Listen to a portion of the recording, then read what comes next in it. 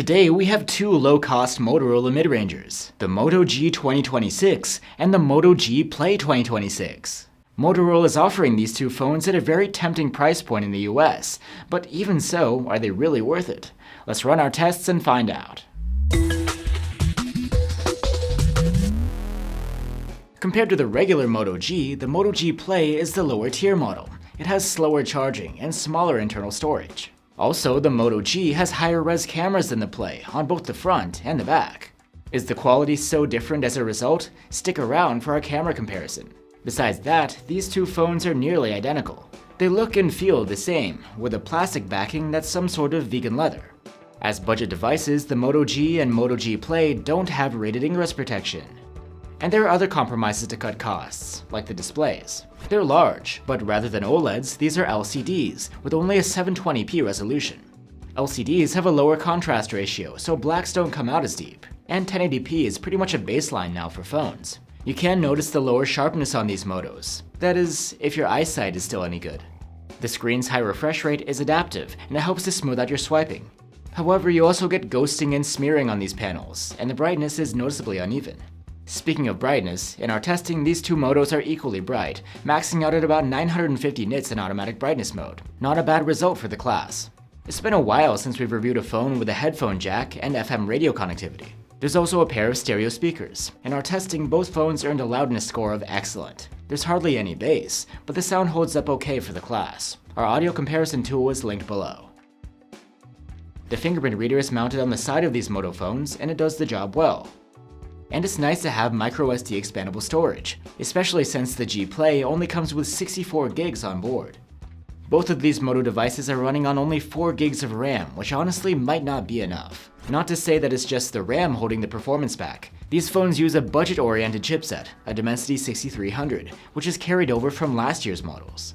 In our benchmark tests, neither of these phones makes it far from the bottom of the charts. And benchmarks aside, everyday performance is not great. You'll run into some slowdowns and lag, even when just doing some regular tasks. Still, the user interface is feature-packed. It's Moto's Hello UI, on top of the latest Android 16.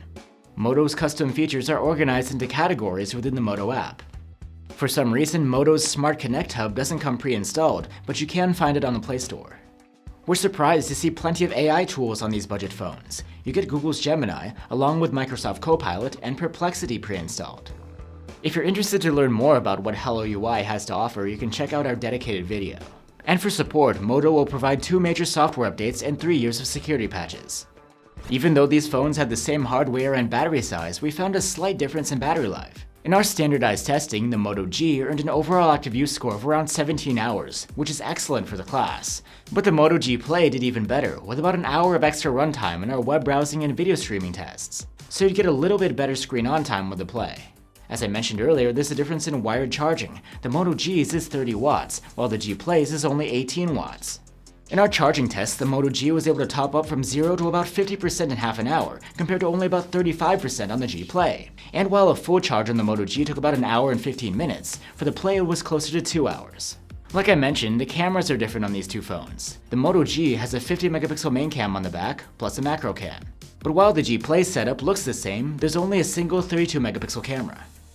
There's a difference in the selfie cameras too. The Moto G's is 32 megapixels, while the Play's is 8 megapixels, so let's start with the selfies. The Moto G has a wider field of view, but the image quality is similar between the two phones. We even like the Moto G Play's take on faces a bit better. The same applies to the 1080p selfie videos taken by the two phones. Now the rear cameras. They offer good dynamic range and nice colors. Photos are a little grainier than what we see from higher tier phones, but they're fine for the class. A little quirk we noticed with the Moto G's main camera is that sometimes it has issues with autofocus, which leads to blurry photos more often than we'd like. At night, the phones are again comparable. They have okay exposures, but have clipped highlights and mushy detail. Night mode improves the performance, though neither is anything to write home about. As for the Moto G's extra macro camera, it's really low res, so the results won't wow you. The Moto G captures slightly sharper and more contrasty videos than the G Play, and at 2x zoom the gap widens even more. At night, the Moto G again has the advantage in quality, but only if you can get it to focus properly on your subject, which turned out to be a challenge. The Moto G's video stabilization was nice and smooth, while the G Play's had some leftover jitters, despite also having EIS.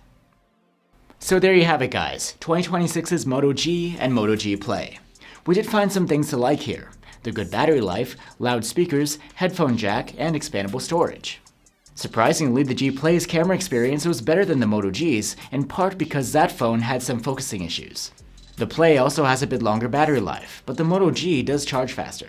Generally, it's probably worth the money to get an alternative with a higher-end display and better performance. But if you're really strapped for cash, or just need something like a backup phone, you can check out the Moto G Play. Thanks for watching, and I'll see you on the next one.